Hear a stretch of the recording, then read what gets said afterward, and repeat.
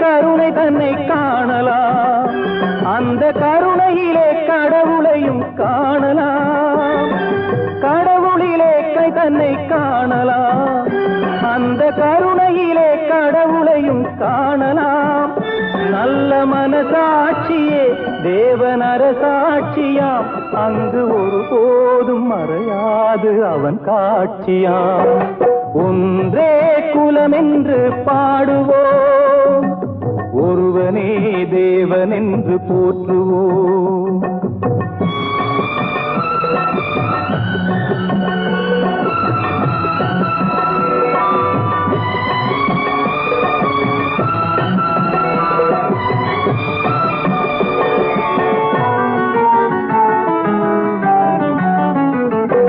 பாவம் என்ற கல்லறைக்கு பல வழி